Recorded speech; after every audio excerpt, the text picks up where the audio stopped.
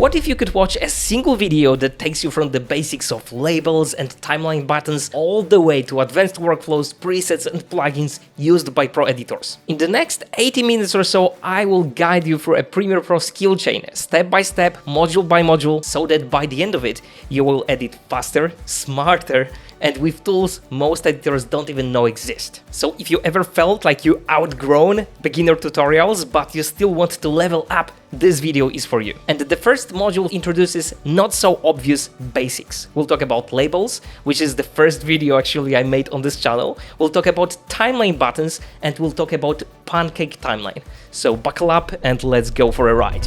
Let's say you have to edit an interview where few people answer the same question. Using labels, you can color code each question. And everyone knows that being organized in editing is crucial. So here we have Brad and Sam, two guys who cycled from Dubai to Spain. I've met them on the camping in Albania and talked to them in front of my travel camera. I've asked them almost identical questions and edited it together, labeling each question firsthand. Most of the time we're camping somewhere pretty close to a town. One night we'll stay in the city, one night we'll stay out in the village, one night we'll stay in a field, one night we'll stay on the beach. It's really good to do it this way. This tip has to do with efficiency of labeling. By default you have to right-click each clip and choose specific label, and that becomes really time-consuming. To avoid it, we assign shortcuts for labels. Open Keyboard Shortcuts panel and just type label. Now add numeric keys to labels. By doing so, you may override shortcuts for switching cameras in multicam workflow. But of course you should save it as custom shortcut setup. This way you can switch back to defaults if needed. Now I can label the timeline very quickly. Another useful option that we'll assign to keyboard shortcut as well is select label group. So type label again in keyboard shortcuts panel and I'll assign Shift+1 to it. Once again, save it to your custom shortcut setup. For example, if I need to select all answers related to Brad and Sam everyday routine, all I need to do is press Shift+1 on a given clip. You can use labels in so many different ways. You can color code shot angles with it. Wide shots can be iris blue, middle close-ups can be mango. Most of the time the way you can label things depends on the project and what you can accomplish with it. But all of the time you can find it helpful. You can also label bins and clips in project panel, so you can color code your project before you take clips to the timeline. Premiere Pro treats clips as separate instances, so when you change a label for a given clip in Project panel, it does not reflect on the timeline, unless you check one checkbox in General Project Settings. Press Display the project item name and label color for all instances. Now it will update itself each time you change the label. Waveforms can inherit clip labels or be treated separately. To tweak this, you need to check or uncheck audio waveforms use label color. Another thing you can do is pre-specify label defaults in Preferences.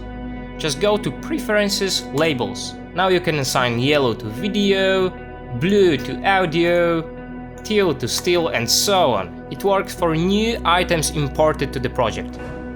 I also have the bonus tip for you. Let's say you cooperate on the cut with another editor and you want to make it easier for them to work on your project. In the Preferences, you can name what given label stands for in Projects panel. So for example, Rose is the shot for further compositing for motion graphic artist. You can rename all the labels and now it will be clear for another editor. On to timeline buttons now. This first button, which is called Insert or Override Sequences as nests or individual clips, controls the results of this drag and drop operation. When you drag and drop any sequence into another sequence, the result with this button active will be individual nested clip. But if you deactivate this button, this will result in all the building blocks for this sequence. By the way, by default, if you drag and drop, you do an override operation. If you want to do insert operation, you need to press Ctrl or Command on your keyboard. The other way is using Command period shortcuts directly in Project panel.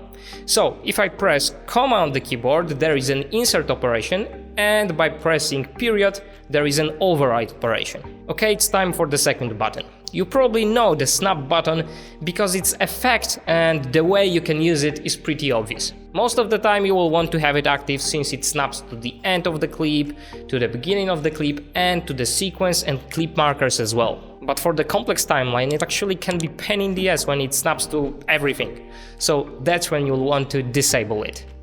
Remember that there is the shortcut for this button, which is S on the keyboard, and sometimes you will press it unintentionally, so if that's happened to you, if it looks like snap doesn't work anymore, have it in mind. And it's time for the third button, which controls either you select linked clips individually or not. So if you have a video clip that is linked to an audio clip, which is the case all of the time, with this button active, you will select these clips together. Also, if you're using groups, this will select whole group at once. Basically, you can select a bunch of clips and group them by using Ctrl+G shortcut. And on Mac, you would use Command+G. Now, when I press at any clip, the whole group is selected. But sometimes you want to select individual clips. For example, you cannot add Lumetri color effect to the group. Then I will deactivate the third button, and now I can select each clip individually. Okay, now it's time to explain what's that pancake timeline? Pancakes like what the... Let's explain. As a kid, I wanted to become a pilot. I never did anything to accomplish that dream, but there is something that binds together being a pilot and being a video editor. We both operate the machines, we have our working base, and we need a quick access to certain things when the situation requires. Today we'll talk about what we call the pancake timeline technique. And no, we're not going to the kitchen. So the pancake timeline, huh?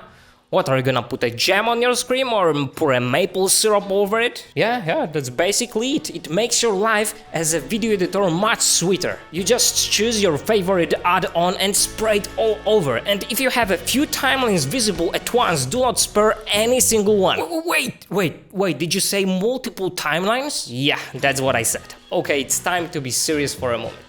So, the pancake timeline technique means working simultaneously on multiple timelines. You stack one timeline above the other and you have a pancake made of parallel timelines, therefore a name. Okay, time for the stage number 1. You need to have at least 2 timelines and a reason to use them together. For example, you can have an A-roll cut and a B-roll select sequences. This is the way I use this technique very often, but you can have a different idea and work, for example, with selects and rough cut sequences. When the sequences are open, you can move the tabs to stack one on top of the other. Now we can easily drag the clips between sequences. If you want to drag video and audio clips independently, the best way is to deactivate this third button on the timeline where you don't want your selection to be linked. It's time to expand our pancake technique definition. Not many people use it, but you can actually open a sequence in the source monitor, which lets you do insert and override edits. Just right-click the sequence and choose Open in Source Monitor.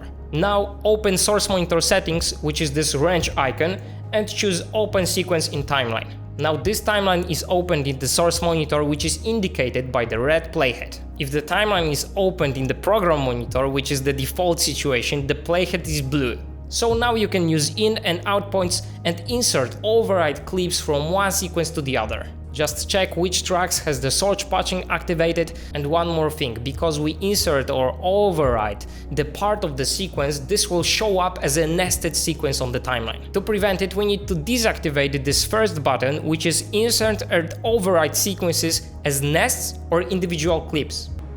And one last awesome tip for using pancake timeline technique in Premiere Pro. It is called dynamic sequences. Let's say we need to use a sequence from a different project. We can do it using dynamic linking. Just go to Media Browser panel and find the project that contains the sequence you're interested in. Now, if you double-click the sequence, it will open in Source Monitor panel, and here again we can open it as a timeline.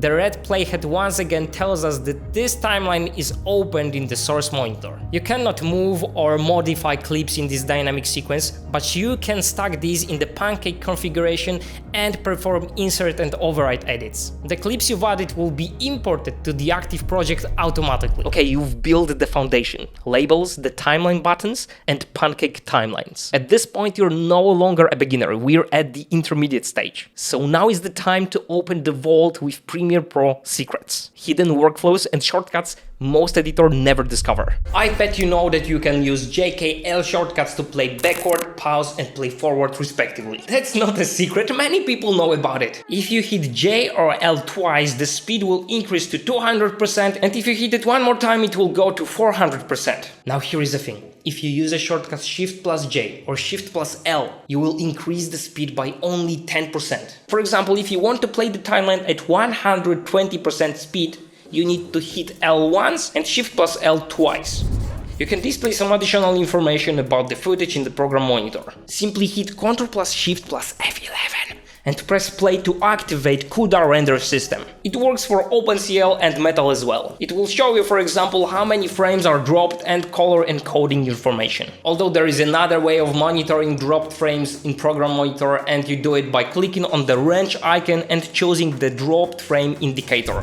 You can show the video track name in the first row of track icons. This way it will always be visible even after you press Shift plus minus to minimize all tracks. I've learned this one from Vashi Visuals. Check out his video where he talks about it in more detail. Step 1. Right click on track area where the name should be. Step 2. Click Customize. Step 3. In button editor, grab and drag the track name button, V1, A1, etc. out of the dialog box to the end of the top row of icons where you want the name of the track to be. Do it both for a video and audio track. Do you want to play around a specific point on the timeline?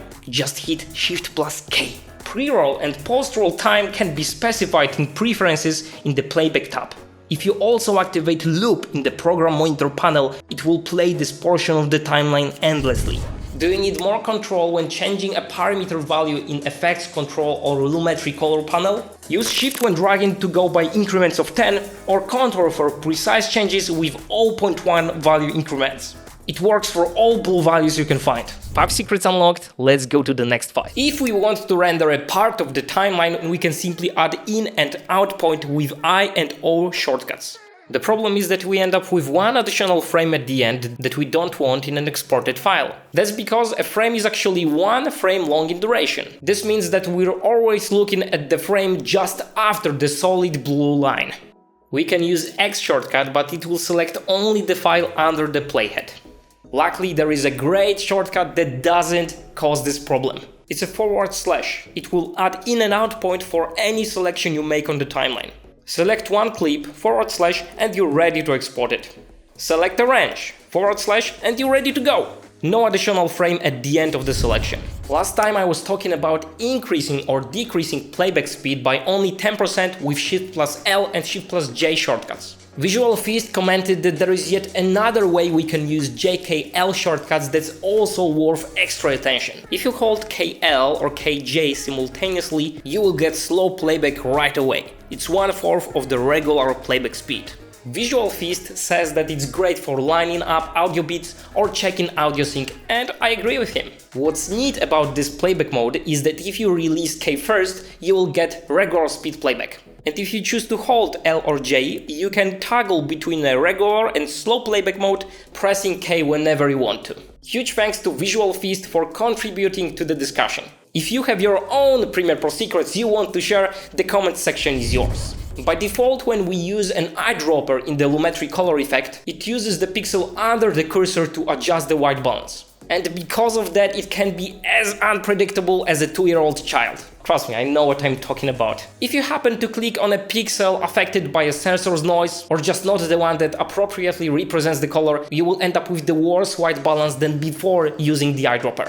However, we can hold Ctrl while we use the eyedropper tool to have 5x5 pixels sample area. Average chrominance and luminance will be used for calculations, which in most cases will give us better results. If we want to copy effects or attributes from one clip to another, we could simply select the ones that we want and after making a desired selection use paste command. But there is a better way. We can simply select a clip we want to copy effects from and hit Ctrl plus C. And then select destination clips and hit Ctrl plus Alt plus V. Paste attributes dialog box will appear, and here we can choose the ones we want to paste. Genius. It includes intrinsic and extrinsic effects for both video and audio, as well as essential sound parameters. If you want to quickly check properties for any selected clip on the timeline or in the project panel, you can use super useful shortcut Ctrl+Shift+H. The resolution, file size, codec, audio format information, and so on, always in your back pocket. Okay, we've got 10 secrets uncovered. Let's go with the final 5. You can drag and drop TXT file in the project panel and double click to open it. Very useful to add notes for yourself or your collaborators. It's not possible to import it in a regular way even if you have all supported files selected. For some reason you need to drag and drop, otherwise it wouldn't be a secret, right? By default, when you drag a transition on the cut, it's applied to both clips, even if it looks like it's only on one side. To apply a transition to only one side of the cut for real, you just need to hold Ctrl or Command. That's it. / key lets us zoom out to see the entire timeline in the view. But there is another shortcut that does the opposite and zooms into the frame level. It's not mapped to any key combination by default, so to do it I just go to Edit, Keyboard Shortcuts and type Zoom to Frame in the search area. I will map this shortcut to Alt+/. This way it will be easy to switch between zooming out to the timeline and zooming in to the frame level. Here I have a clip to which I applied one of the effects from Essential Motion Pack. If I navigate to the Effect Controls panel to modify keyframes, I can see the whole sequence here. This is a real pain in the ass, especially for long sequences. To narrow down this timeline section to the duration of the selected clip, we go to the hamburger menu at the top of the panel and we choose Pin to Clip. And now we can deal with the keyframes more precisely, focusing on the clip rather than the whole sequence. When you have linked selection active, you can edit only a specific layer of the clip holding Alt or Option key. But did you know that you can do the same in the source monitor panel? If I Alt drag in or out point here, I can adjust it separately for video and audio of the source clip. A great way to create an LCut or JCut. We've uncovered all 15 secrets and now it's time to put them into action. The next module is all about making your edits smoother and more professional. With motion presets, with audio presets, but also with shortcuts that have a potential to cut your editing time in half. Let's do it. First, the presets are resolution independent. You can drop them on 17:9 4K footage, 16:9 1080p footage, square ratio clips, vertical ones, etc. Not possible if you use the built-in motion effects. Secondly, in my opinion, most importantly, you can apply these presets to adjustment layers. This way the essential motion presets will be applied to all clips below it. For example, if you want to apply a simple zoom to a shot composited with some graphic elements, you can simply drop adjustment layer above the clips and apply the preset. Where without that possibility you would have to nest the clips to apply the scaling or add and tweak the effect on each clip. What's another benefit of using these presets with adjustment layers? You can copy them as simply as Alt dragging, applying to another set of clips. For our first example, we will use the preset number 2, that is zoom out effect. Here I have a sequence of clips where I used jump cuts to compress the time. I got that clip from my friend Dan Raika, a great cinematographer from Melbourne, Australia. Step number 1. I create and add an adjustment layer on top of the sequence of clips. Step number 2, I drag and drop preset number 2, zoom out effect. Step number 3. There is no number 3, we're done! If you hover over the name of any preset, a description will show up. Basically, it provides you with specific information about what you can expect from the preset and anchor type information. What is anchor type, you might ask? Well, it's quite important that you fully understand the implications, so let's dive in. When you apply effects to a clip and want to create a preset from them, you select the effects and right-click to choose the Save Preset option. In the dialog box, we have 3 options for anchor type. The default one is Scale, which we hardly used for Essential Motion. Here is why. Scale means that the preset keyframes will be scaled to the duration of the clip you applied the preset to. So if the clip is 5 times shorter than the original clip that was used to create a preset, the motion will be 5 times as fast. Or if the clip is twice as long, the animation will be half speed. Also, if you make the clip longer after you apply the preset, there will be no scaling at all after that previous out point. Basically, you will have to delete the preset effects and apply them again. In most cases, we want the speed of animated parameters to be constant. That's what anchor to in point and out point are for. If we choose anchor to in point, Premiere will always place the first keyframe at the beginning of the clip with unchanged speed regardless of the clip's duration. So with that information in mind, we can always change the duration of the adjustment layer if we do it from the right side. For anchor to in point, we move the tail of the clip, and for out point, the head of a clip. Let's say that I have decided to make one of the clips longer, which means that the adjustment layer will have to be stretched. How do I do it? When I hover over the preset number 2, I can see that this is an out point anchor type preset. So as we've just said, we need to edit the head of the clip. So I just move it and stretch from the left side and I'm done. Try to replicate this process in a different way. Even with nesting, this would still take you more time. For our second example, we have a clip with graphics on top. It would be quite tedious to apply zooming effect to all elements on the timeline. Again, I will place adjustment layer on top and this time we will use dynamic zoom preset number 7. We get nice, very smooth dynamic zoom. This effect works great whenever you want to put more focus on something.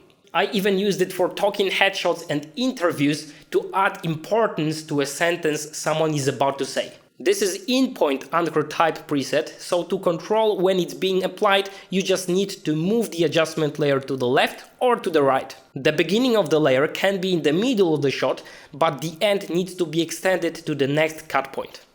The presets work pretty well for still pictures as well. This time I will apply a preset straight to the 3 pictures I have on the timeline. This way they always start as wide as possible. I will use the preset number 13. Again, when we hover over the preset, we can see that this is yet another in-point anchor type, so if I decided to make any of these longer, I would have to edit the tail of the clip.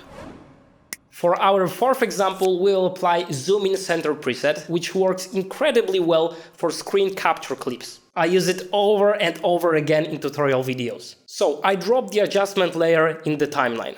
I want to zoom in the view in this moment, so this is where the adjustment layer clip will start. We drop the preset and we're done. But what if we need a different magnification or we want to zoom in to a different place on the screen? To edit this effect, I will select the adjustment layer and I place the time indicator on the second keyframe. Here I can edit the scale value. To edit the focus point, however, we have to edit not only position but anchor point as well. Let's say I want to zoom to the upper right corner of the screen. It's 1080p sequence, so I will set anchor point values to 1920 and 0, and we need to input the same values for position. Here is what we get. If you need a cheat sheet for different corners, here it is. You can also edit these values to zoom in to any point in between. Just remember that the position and anchor point parameters need to match. The idea about this pack is that every preset is unique. I don't believe in creating like zillions of presets. I believe the real value is not in the quantity, but rather in uniqueness and going with timeless, classic effects. And the best part, if you can't afford it, don't worry, you can get your hands on this pack for exactly $0. But hey, I will share the juicy details in just a second, so stick around. Installing these presets is a piece of cake. You just right-click on the hamburger menu in the effects panel, choose import presets and browse for the file. The Essential Motion presets will appear in Premiere Pro, and that's it, easy peasy. Okay, so what's so great about Essential Motion? As mentioned, these presets are resolution dependent. You can drop them on Ultra HD files, vertical clips, square ones, it doesn't matter. But the second advantage is a game changer in my book. Brace yourself for the power of adjustment layers. You gotta brace yourself for that. Imagine this scenario. You want to add preset number 9, slightly zoom in to a shot that's composited with some sleek graphic elements. Normally you'd have to nest the clips or tediously add and tweak the effect to each individual clip. With adjustment layers though, it's much more simple. So step 1, you create and add an adjustment layer on top. Step 2, drag and drop preset number 9 onto the adjustment layer. And boom! The magic happens instantly and all the clips below the adjustment layer get the same treatment. Obviously, if you want to add a preset to a single clip, you can do it without an adjustment layer. They work the way you want them to, not the other way around. But actually there are more benefits of using this these presets with adjustment layers. For example, you can effortlessly copy them by simply dragging. That means you can apply the presets to another set of clips with a breeze. It's a time saver like no other. By the way, many presets out there cause stability issues. That's why Essential Motion uses only default GPU accelerated effects. So rest assured, your performance will not be compromised. Okay, let's see a few more presets in action. For example, a new addition to the pack, 23 Distortion Reveal. Looks pretty cool, but what you can also do is layer it with sound effects. I use Soundly Library, which is my go-to platform for doing sound design work, and this is what I get.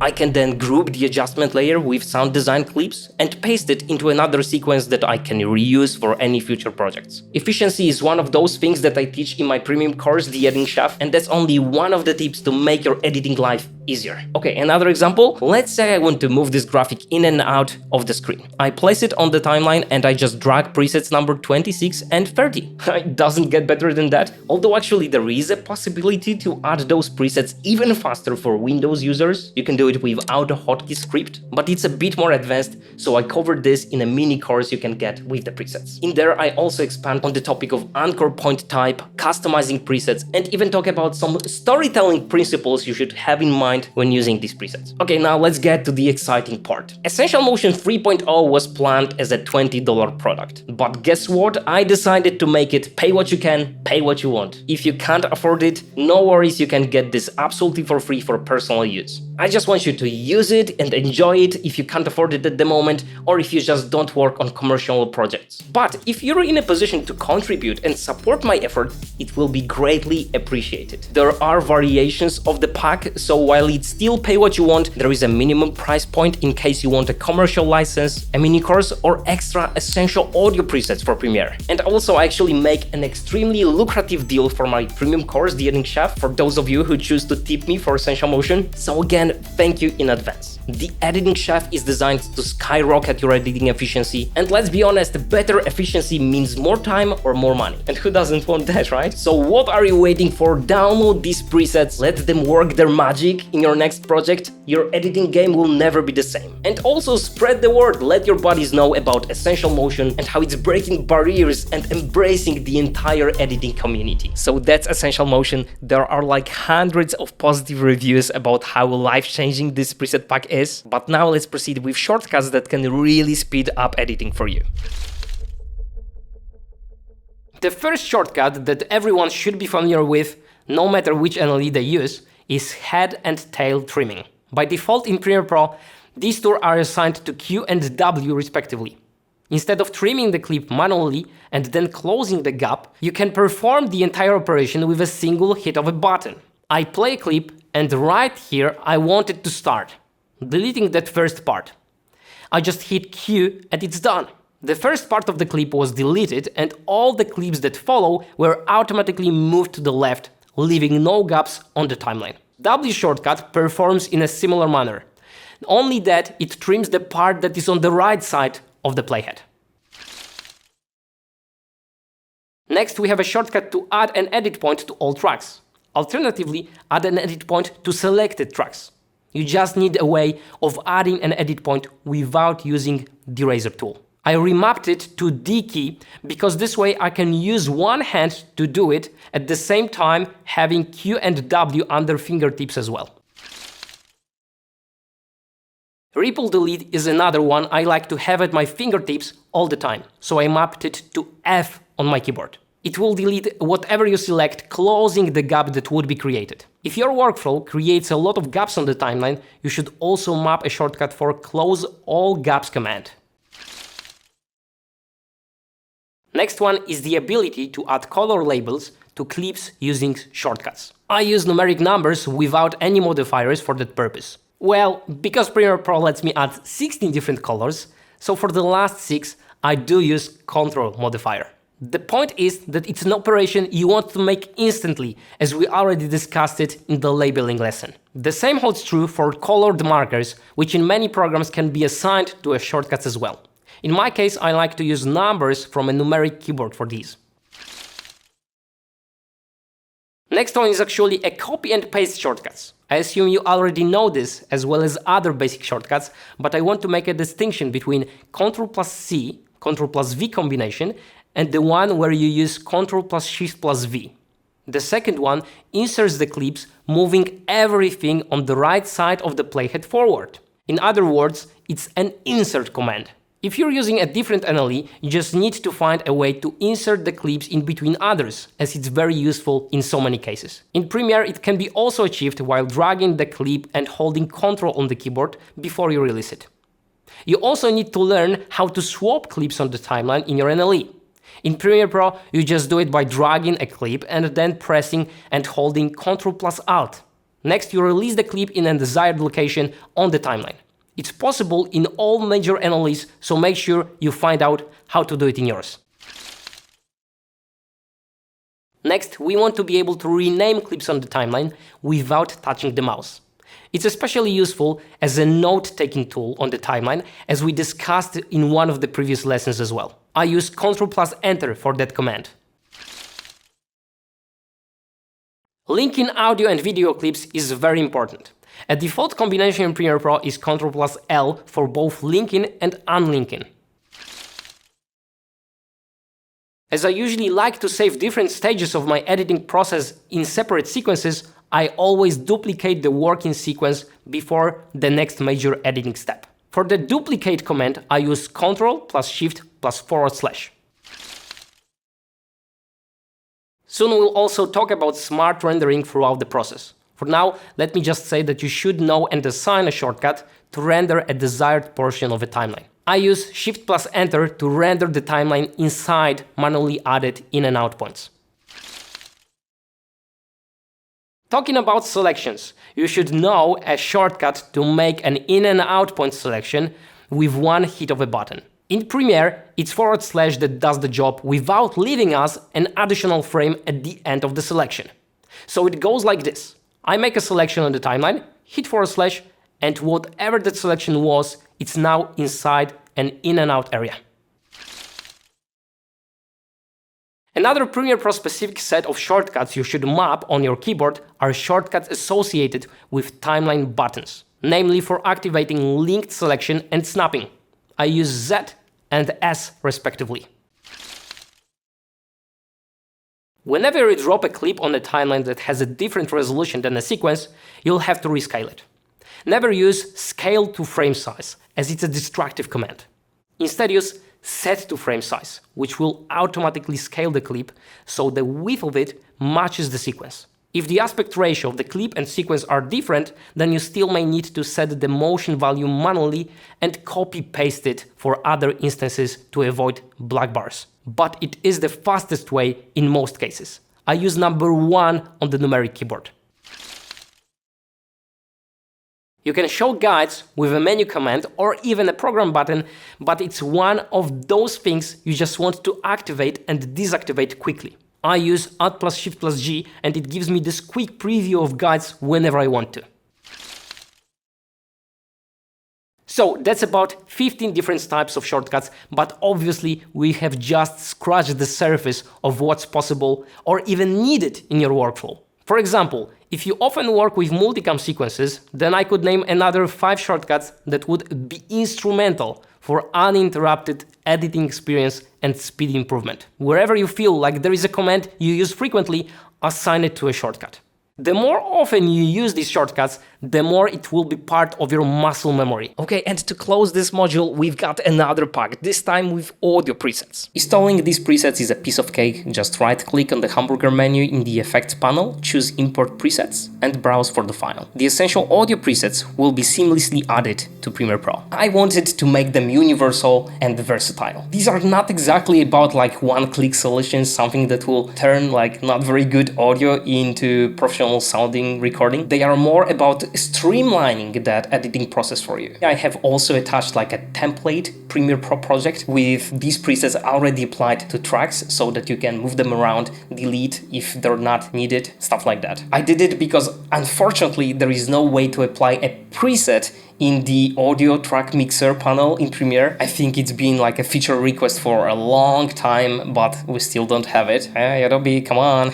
So there are 16 presets, but really there are just 8, just essentials, because each one of those comes in 2 versions, in mono version and stereo version. version. It's just the way it is. If you save a preset using a mono file, it won't work on a stereo track and other way around. So first, we've got denoiser, right? Quite self-explanatory, to be honest. There is nothing special about this. It just speeds up the process of applying it. And usually after the denoiser, you use some kind of like EQ curve. So I use the parametric equalizer effect, but it's prepped so that you can adjust it to get the best EQ curve possible. As you drop it on a clip, it actually doesn't do anything because it's supposed to be customized to your voice, to the audio that you are dealing with. And because doing it is a little bit complicated if you haven't done it before, I explained it in the video you can get on Gumroad with the presets. And the next one is compressor, something to make your voice punchier. That's like, again, the order: denoiser, EQ, now compressor. The fourth one is interesting because it's the effect that leaves room for voice. And it's supposed to be used on music clips and sound effects. Basically, it dials down the volume of those clips, but only in the frequency range reserved for the human voice. I use this for almost any project that I work on, much better than just dialing down without separating frequencies. And the next one is actually the only preset that combines multiple effects to get you as close to the finished audio as possible. But again, I would just use it for those situations where you need something to be done very quickly, as close to like drag and drop as possible. But it works quite well in a lot of situations. So here is before. Który matka natura umieściła na ich piórach.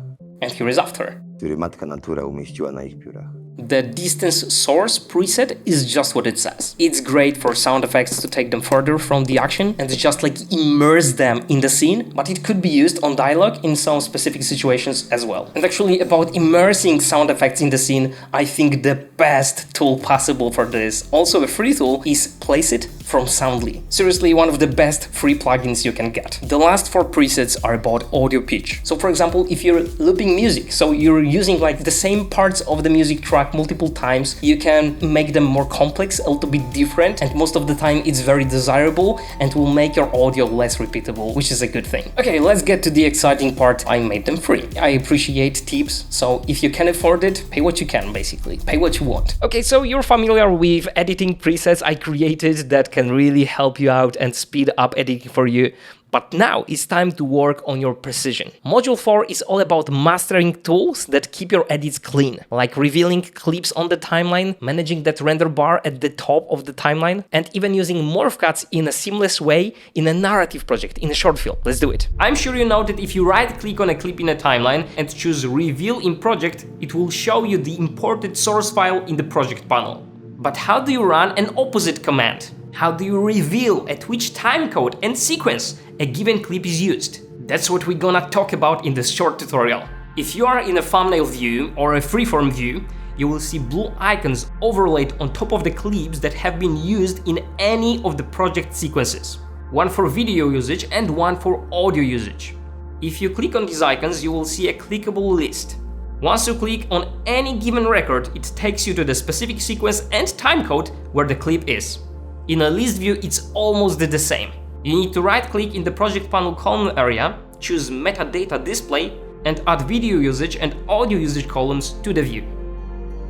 Then you just click on the number and you will see the list as well. Click the record you're interested in and you're done. That's awesome. We covered revealing clips on the timeline. Now it's time to talk about that colorful bar at the top of the timeline. What do these color bars at the top of Premiere Pro timeline actually mean? And how do we get this section without any color? I have 4 instances of the same clip on the timeline. As you can see, each one has a different color of the bar at the top.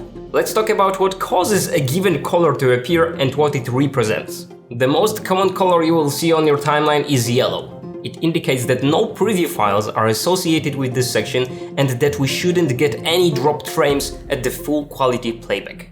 Although it still might happen. But what are preview files, you might ask? These are the files that Premiere Pro generates when we want to render a section of the timeline. You need to tell Premiere which section of the timeline you want to render, and you do it in the sequence menu at the top. The codec and resolution of preview files can be set in sequence settings. This leads us to the green bar. Once you render a given section of the timeline, we have generated preview files and it's indicated with the green bar. It means that we'll most certainly get a perfectly smooth playback in real time. If, for example, we'll be exporting a finalized video to Ultra HD in Apple ProRes 422 codec, we should set preview files to the same settings. Then in the Export Media dialog box, we can select Use Previous checkbox, and all areas that are marked with a green bar will be just added to the final export file. Now, what is the red bar all about? It indicates that just like in the case of the yellow bar, Premiere Pro will have to decode the clips on the fly. But because of some heavy effects or lack of hardware acceleration, it recognizes that it's unlikely that we would get full quality smooth playback in real time. You can be quite sure that the playback will be choppy. So the final question is, why this clip doesn't have any color bar at the top? This happens when the sequence preview file settings match codec, resolution, frame rate, etc. for the clip imported to the project. Because preview file settings match the footage, Premiere can essentially treat it as if preview files were already generated. That's what no color stripe is all about. Obviously, in this case, we can be certain that there won't be any dropped frames during the playback. Okay, render bar explained. Now let's talk about morph cuts. This is the timeline of a short film I edited. As you watch this moment, you're not realizing that there was a cut on the timeline. This is the original take. That's not the only thing that matters. We don't fast on Yom Kippur. We felt like the pause between dialogue lines was too long to come across as authentic. I could cut this out, but it leaves us with a nasty jump cut. That's not the only thing that matters. We don't fast on Yom Kippur. And in this case, a jump cut simply ruins the moment.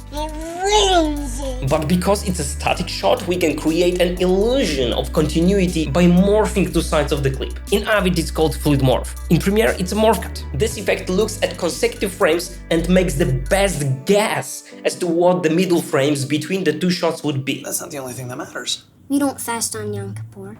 Morph cut allows us to alter the performance of an actor. By the way, creating takes that were never shot is actually very common in movies. In Florida Project, Sean Baker's movie, they used masking to combine multiple shots into one take. We did a lot of that. Sometimes the frame was divided into 4 or 5 different mats to control the timing of the kid's action.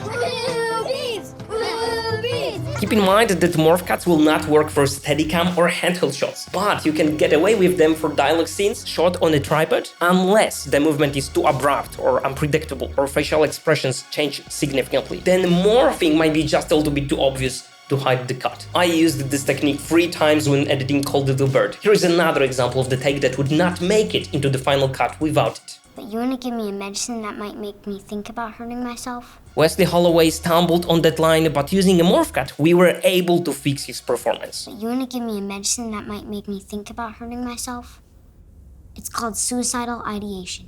By the way, this guy is gonna be famous as shit one day, mark my words. You could even mix morph cuts with split screen or masking, if that's what it takes to achieve the emotional impact you're after. I think you enjoyed that module, but in the next one, we'll talk about how tools like Clip Exporter, Track Exporter, plus the productions workflow can completely change how you deliver projects. Let's do it. Have you ever wished there was a way to export clips from the timeline as individual files? Maybe your client wants color-graded shots, maybe you have hours of drone footage, but only a few moments are actually usable and you want to save them separately to be able to free up your disk space. It's a problem I've been facing for years and I had a few workarounds that I've shared with the community over the years, but all of them had some cons, some disadvantages. So finally we've solved it with a plugin that will make it so easy that adding a marker to a timeline will feel complicated. Yeah, maybe I'm exaggerating a little bit, but just a bit. With my Essential Motion pack, I made it easier to apply motion effects to the timeline. And so far, the pack has been used by over 100,000 editors across the globe, which is insane. But now Clip Exporter is the first in the series of plugins that will streamline your editing workflow even more.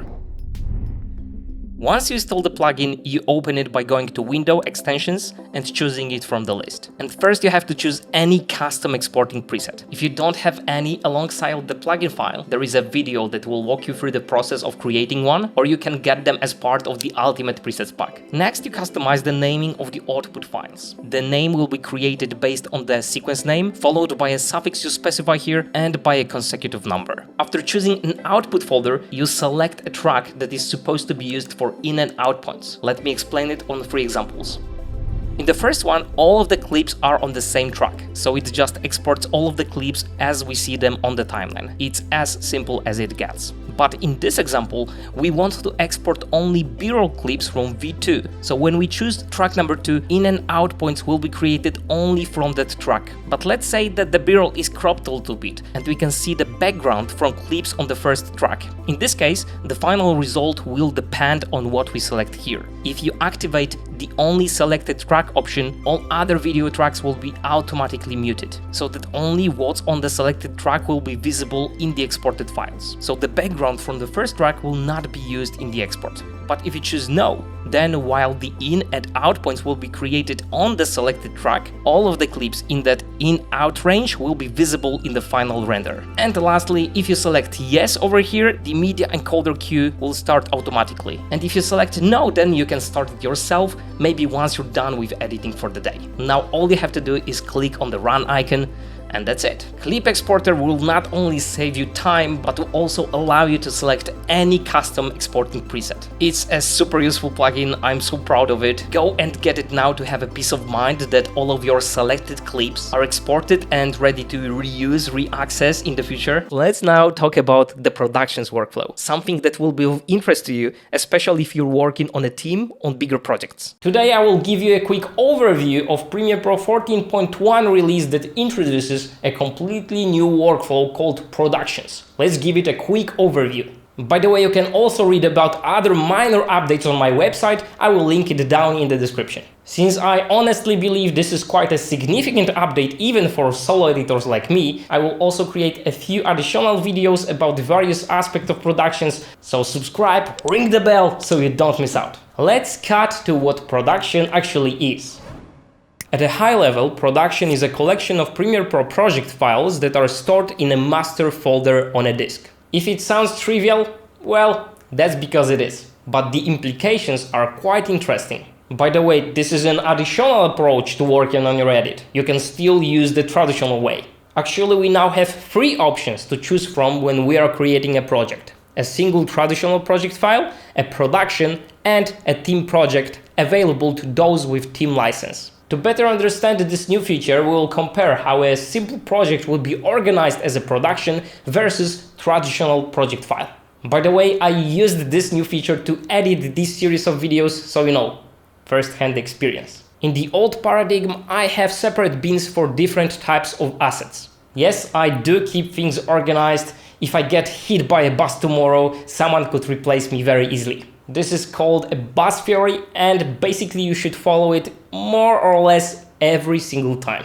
I also have a bin for sequences. I will have a sequence with raw footage, with selects, and finally with versions of the edit I'm working on. If I were to work on another video about productions, I would create the same type of project separately on the disk.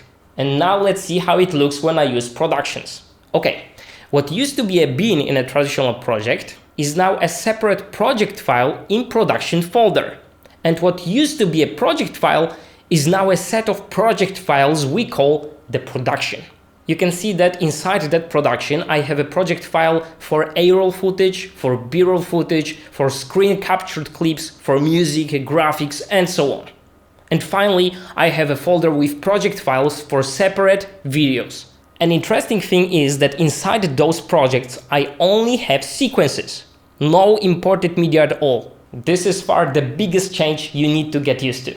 Working in Productions, you are dealing with a new way of clip referencing. To understand how this new model works, let's imagine that Production consists of only 2 projects. A media project that has all imported clips, no sequences at all, and the timeline project with a sequence referencing those clips. Let me repeat it again. With just 1 sequence and no imported media at all. If you edit clips from a media project to a timeline project in this new model, there is no need of importing master files to this timeline project. No matter how many clips you have in the media project, you can still have a timeline project that consists of only 1 sequence, no imported media at all. Of course, this is a simplified example, but it illustrates this basic rule. In reality, you can have multiple timeline projects with thousands of sequences in them, or you can even mix it up and still import some clips to the timeline projects and so on. but this should give you an idea about the difference between the old way of thinking and the new one for productions. Basically, a production is the next step in the evolution of the project file. To be clear, this new way of clip referencing only works for projects inside the production. If you create a project in a regular way, all the rules still apply. I think it's pretty obvious now that it's especially valuable for very big and very complicated projects. For example, you can edit an entire season of a TV show in a single production, where you have individual project files with sequences and separate project files just for dailies for specific episodes. So yes, this feature is designed for collaboration, especially for those environments where a team of editors is working using shared storage servers to access media files. If you will be working with shared storage solution, there are a few preferences you might have to tweak. I plan to make a video about it as well, so stay tuned. By the way, I updated my Bulletproof Premiere Pro ebook with a chapter on productions, and it points out these preferences. This ebook is all about the best practices for stable editing workflow in Premiere Pro, so if that's something you struggle with, you can order your own copy. It's also worth pointing out that while you could potentially add media assets to a production folder on a disk, it's not recommended. And actually, these files would not be visible within a production panel. That's because even though there is a link between a production panel and your browser or Finder, it actually looks for Premiere Pro files only. Let's now reiterate and have a look at the benefits of using productions over traditional single projects. It's another level of organization, so the benefit here is obvious. You may not appreciate it if you're working on a singular video for social media, but if you're working on a TV show or a narrative film with multiple scenes, it becomes a huge advantage, a game changer. In a traditional project, you need to have a master clip imported to a project before you can place that clip on a timeline. So when you open another project to copy a clip or a sequence from it, the master clip files you're dragging would have to be imported to that project as well. This means that quite often you end up having duplicated clips in your project. In productions, however, clips in a sequence can refer back to a project they came from. So copying sequences between projects will no longer create duplicated clips. We can reuse project files very easily. For example, you may have a project file with graphics elements for a brand, organized into categories, prepared for different use cases, and so on. You can simply import that project for every production you're working on for that client and access these assets easily and quickly. Since only the clips and sequences that are open are using the processing power of your computer, you should experience faster open and save times. The larger the project, the more difference you will see. This is also, in my opinion, the most important benefit for solo editors. We can just open parts of productions that we are actually working on in a given time.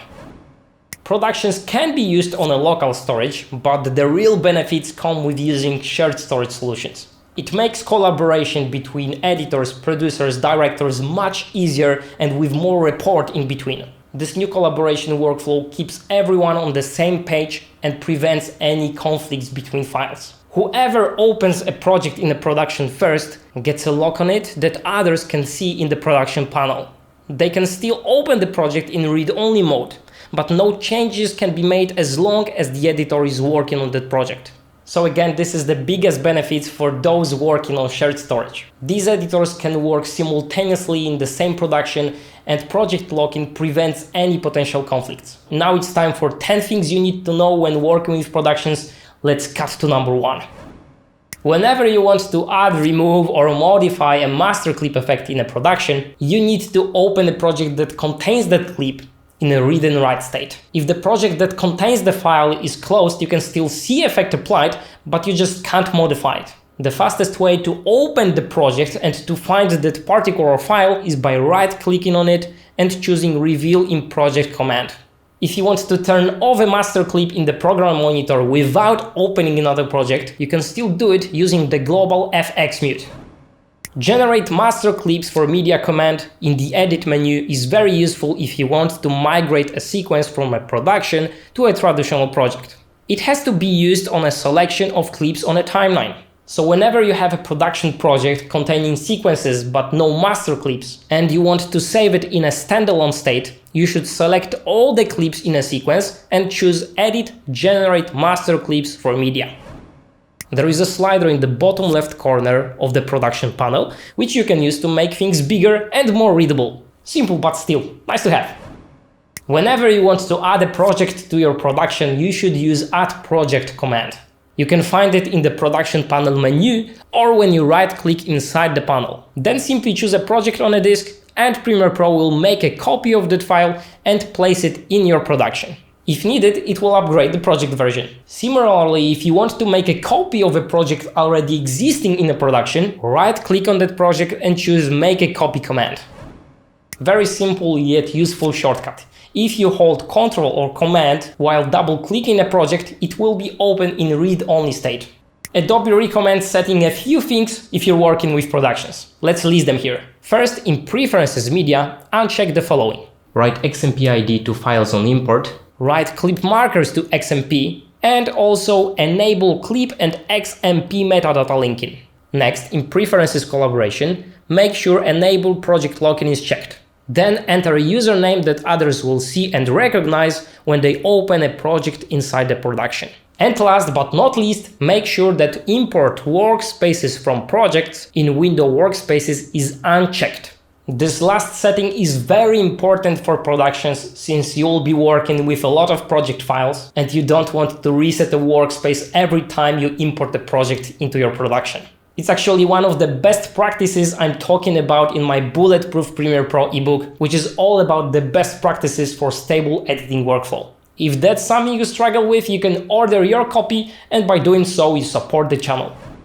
Whenever Premiere Pro finds duplicated production IDs in the production folder, it will create a TXT file that lists the duplicated projects. This way you can quickly resolve that issue. The TXT file will disappear when the duplicates are gone. Production links any changes in the production panel with a folder on the disk and the other way around. But it looks for Premiere Pro project files only. And while you potentially could add assets to that folder, you should not do it. It's not recommended by Adobe, it will slow down your production and also the files just won't be visible. However, if you're looking for a solution to mirror your folder structure in Premiere Pro, you should check a plugin called Watchtower. It has some powerful features and can be very useful in some workflows. If master clips you want to edit from one timeline to another have been moved from the project they were in, you might be forced to use Reassociate Master Clips command. You can think of it like of Link Media command, but specifically for the new way of referencing files in productions. To use that command, you need to have a selection of clips in question on the timeline. Then you choose a command and now you have to select Premiere Pro project file that contains master clips matching the ones you selected. There is a file with .protset extension in a root folder of any production. Do not remove or modify this file. It stores production settings and other information Premiere Pro needs to run your production successfully. But Clip Exporter is not the only exporting plugin that I created. The other one that is also super useful is Track Exporter. Let's talk about it. If you're an editor, I bet you had this problem. You're editing a video, maybe yours, maybe for a client, and you want to use an old clip in the edit. But there is no project file, or there is, but some source footage is missing, so you're kind of forced to use the old render. But when someone is speaking the line you need in the edit, there is a music underneath, and obviously you want to use a different music track now. Let me show you the plugin that solves that problem once and for all, because it makes exporting stem tracks as easy as pie. Is that an expression? I think it is, right? And we already released Clip Exporter, which lets you export clips from the timeline as individual files. Track Exporter, on the other hand, handles multiple exports, both for delivery and archive. Each group represents a video or audio clip that will be exported using only selected tracks. Let me show you how it works. For this video, I obviously want to export the video with everything from the timeline, but I will also export a WAV file just for voice, another one for music, and another one for sound effects. This is something that is usually referred to as stem tracks. Basically, different audio types are exported individually. This way you can tweak them later, and it's truly great for archiving purposes or exchanging files with someone else to give them freedom to adjust one of those tracks separately. I could also have a situation where I have two versions of music for this video. In such a case, I will add another video group. Select all tracks and just deselect the track with alternate version of the music for this video group. Once again, I will split the audio into voiceover, music and sound effects, which is great for archiving and allows me to reuse this video later on for another project in different context. It also works great for narrative films, where you could create video groups with different versions of subtitles and where you can have multiple audio exports for dialogue, for sound effects, for ambient atmospheric sounds, and obviously music as well. By the way, you have these buttons to select all or deselect all to make the selecting process easier if you have many tracks. You can also delete a given group or add a new one. Once you're done setting the groups, you have to choose a preset for video export and for audio export. And if this list is empty for you, you just have to watch the setting up video that is attached to the plugin. I usually use a preset around 15 megabits per second for a full HD video that goes on YouTube, and I like exporting audio as WAV files uncompressed because audio files are small in general, so I don't really care that they are a little bit bigger than MP3 files would be. Then you choose output folder over here, and either or not you want to start Adobe Media Encoder queue automatically. And that's it. Now all you have to do is click the run icon and it's done. And all of these settings are saved next to the project file, so once you close the project, reopen it, the setups of the video groups will be the same, will stay the same. It's a plugin I always wanted. I hope you will find it as useful as I do. And so far users love Clip Exporter. Those are the first reviews that we got. And now I finish every cut to the point video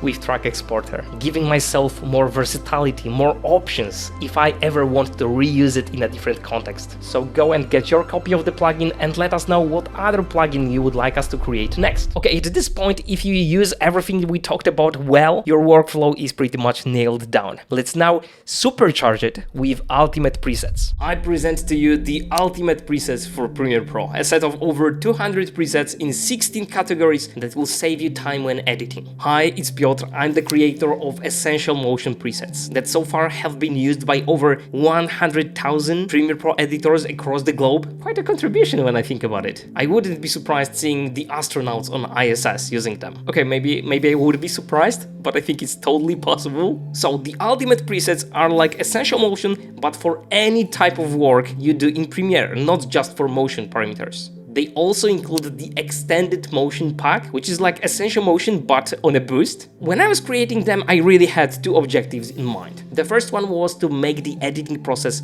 faster and more enjoyable, and the second one to make them versatile, universal, and as useful as possible. Okay, so let's see what's inside, and there are like 16 types of presets, so right now I will just give you like a quick overview, but I plan to make more in-depth videos on all of these categories in the future. And together with the presets you also get like a video tutorial on how to install them, because it's not a plugin, and it's not a plugin for a good reason. I will explain in a moment. It requires that you install them separately, but once you watch the tutorial, it will take you like 3 minutes to install all of them and you're set for life.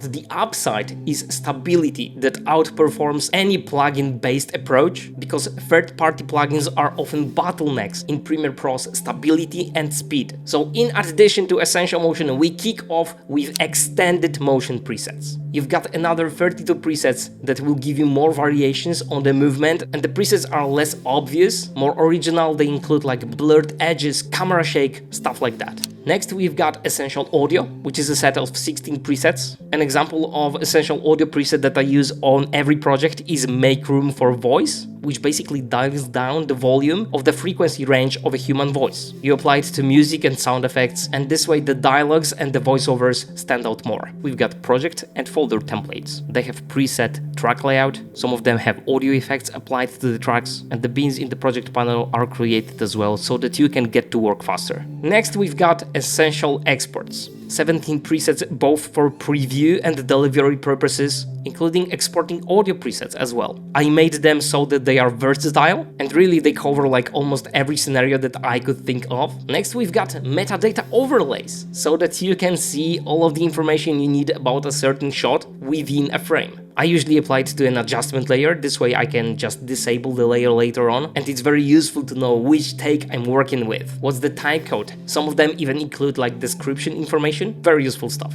We've got guides that can be used for placing text on the screen, or graphics, or dividing the screen into equal parts. And they're resolution independent, aspect ratio independent, so they will work for any type of sequence, any type of footage. Next we've got essential lumetri, and those are, by the way, not like drag and drop solutions for color correction or color grading. I made them so that they will work for almost any type of already color corrected footage that you put them on. For example, boosting low saturated areas, or giving like an overall boost of colors and sharpness, stuff like that, universal stuff. Then you've got my shortcuts file. I customize my labels in Premiere, and for example, I made them so that I can apply labels to clips with one press of a button. This also stands true for colored markers, and I already made videos about shortcuts I use, and my layout corresponds with that. Next we've got picture-in-picture presets, ideal for interview setups. They allow you to quickly divide the screen into equal parts. They're ideal for interview setups, either for 2 or 4 speakers. You can obviously customize it and use it for 3 speakers as well. And then we've got labels. It's quite a new addition to Premiere that we can now have presets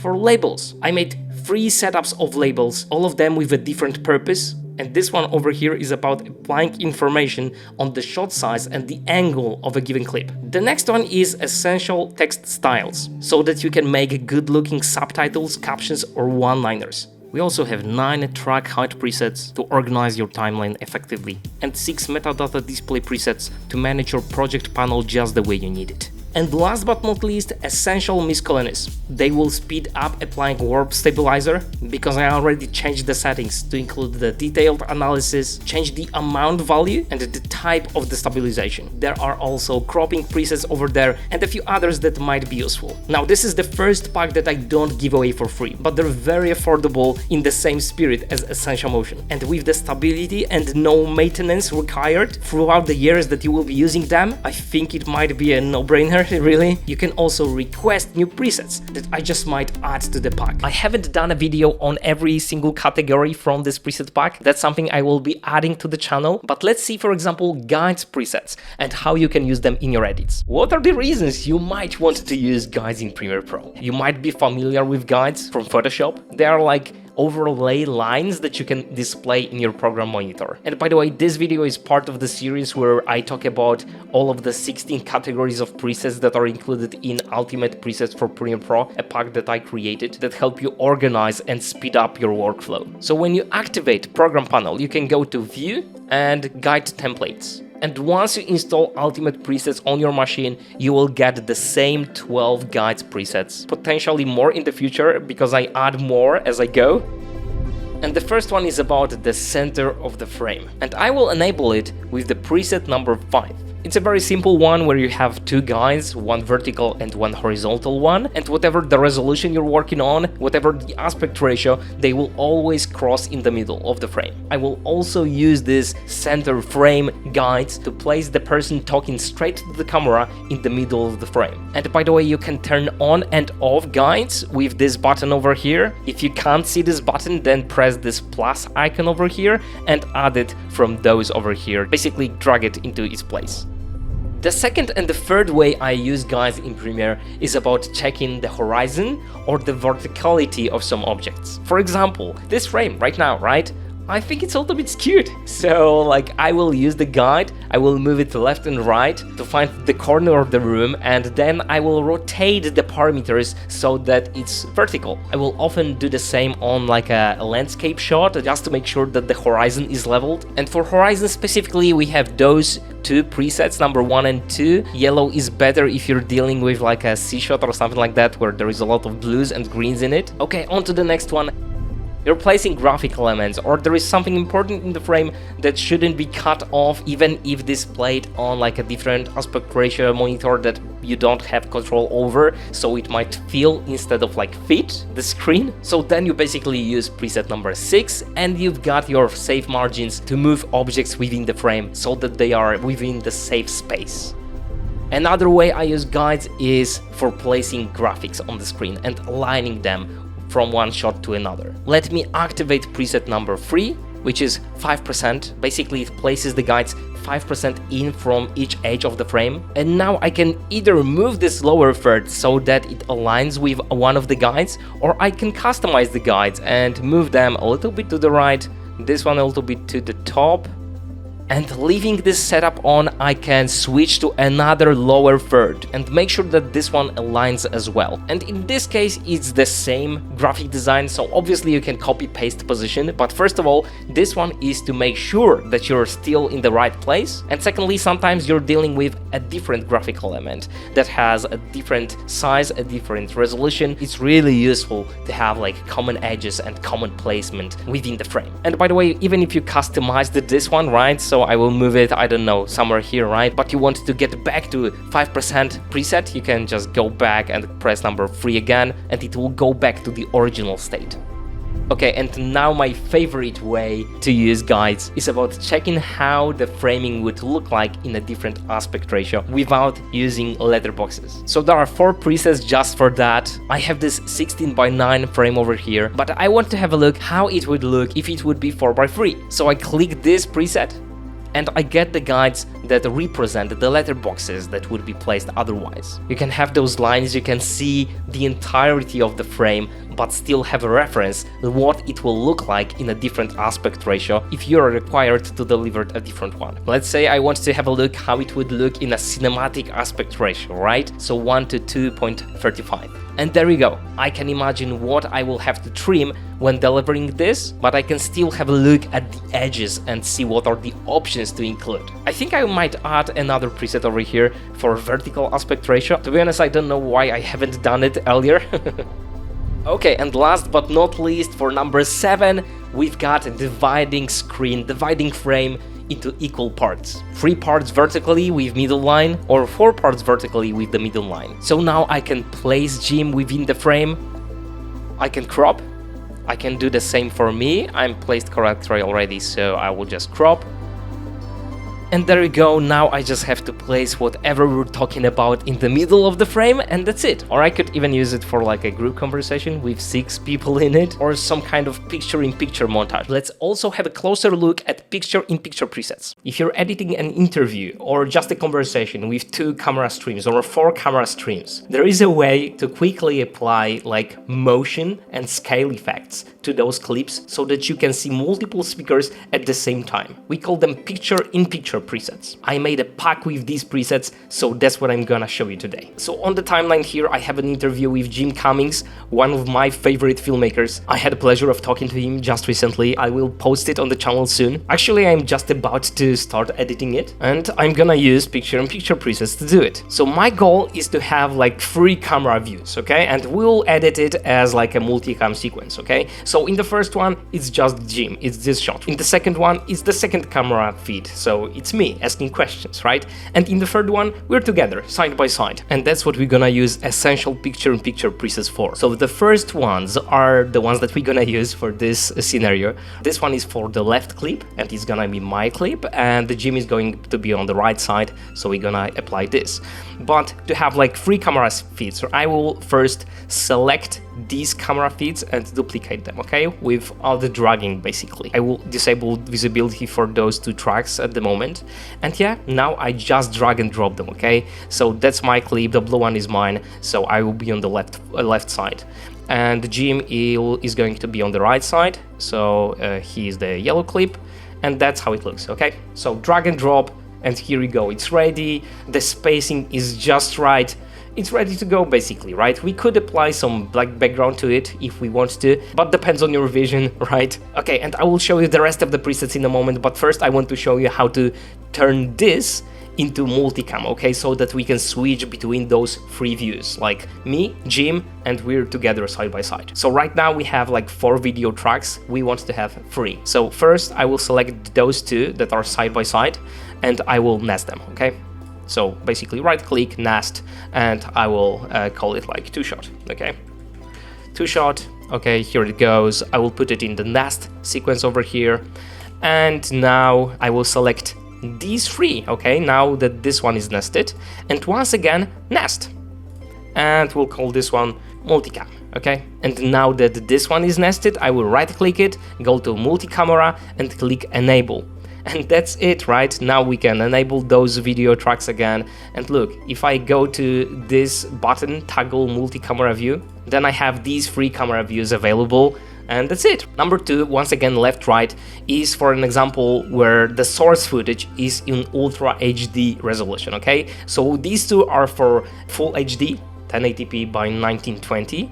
This one is for Ultra HD, and it's gonna be the case for the rest of the presets as well. But number 3 is for vertical sequences. So I have this excerpt over here in this sequence that I'm gonna use as a reel on Instagram, right? And I'm gonna use these presets for this. So at the bottom, I will be at the bottom, okay? So to the blue clip, and Jim will be at the top. So I drag this one here, and that's it. Once again, the spacing is correct. It's divided into half and stuff like that. If I want to, I could move this one a little bit to the right and, you know, make myself centered a little bit more. I could move Jim a little bit to the right as well, but we're ready. What's the next use case? Okay, this one once again is the same, but for Ultra HD source footage. But this one is also interesting, okay? This one is for doing like a split screen. So instead of like side by side, it's still gonna be side by side, but like with a split screen. Let me just show you instead of trying to describe it. So once again, I'll apply the left preset to myself, and Jim will be on the right side. And that's it, right? So once again, divided into half, it's pretty much good to go. I could, if I want to, I could move myself a little bit because I'm a little bit far to the left. I was not centered in the frame, so that's why it makes sense. And I just do it in the motion parameter, right? And the crop stays the same as it was, and it works just fine. What about these presets? So number 6 is for Full HD source footage, and Ultra HD is number 7. But basically, these are for 4 speakers, okay? So let's say that Ricky and Erwan, my 2 editor friends that I run the Cut to Reveal podcast with, were also there, okay? So there were 4 speakers. This one goes to Erwan, this one goes to Ricardo, this one goes to Jim, and this one goes to myself. Done! So that's what picture-in-picture presets are for, and they are part of Ultimate presets that you can get yourself. And finally, let's have a look at the metadata presets. Let's roll the tape. Today is about metadata overlays, depending where you live, right? Over here, I have a film that I have been editing for the past few weeks, and I want to display some information about the shot or about timecode and stuff like that in the frame, okay? So the best way to do it is to apply one of these presets to adjustment layer that you put on top of the footage. And for this project, I'm just using this first preset. And it's very simple, it just applies this timecode, sequence timecode to be precise, for reference and for the director to be able to like reference something specific up to the frame. And the second preset is also very simple. It applies the sequence timecode, source timecode, so that you can see like what's the timecode of this specific clip at this given moment, and the file name. It's all set up already, so like the placing is correct, it's all in this one corner of the frame, so that you don't have to redo it yourself. The third one has additional information because it has like a codec information and sound timecode as well. And I also like the fourth one a lot, because this one is about sequence timecode and about the description. This clip doesn't have any description, but if I were to add it, right, so I'll just go to Revealing Project, and then I will go to the description tab, and I write close-up, for example, then it shows up on the screen over here. Number 5 and number 6 have more information, and actually I'll switch to a different project, to my short film Yellow Ticket, to show you how it looks. So here it is. Let's drag number 6 onto the adjustment layer, and we've got all of this information, right? You can notice that the spacing is not exact as it was in the case of the previous sequence. The previous sequence was full HD sequence, and number 1 through 6 will work best for full HD sequences basically. Number 7 to number 10 is more adjusted to ultra HD sequences like this one, right? So let's replace this preset with number 10. So there we go with this variation. It has sequence timecode, it has scene number, it has shot number, and source timecode at the bottom. Okay, so we've just gone from labels and timeline basics all the way to pro workflows, plugins, and presets. If you've made this far, your workflow is already at the level that most people never reach. So download all of the tools we discussed, join my Skool community, and I will see you in the next one.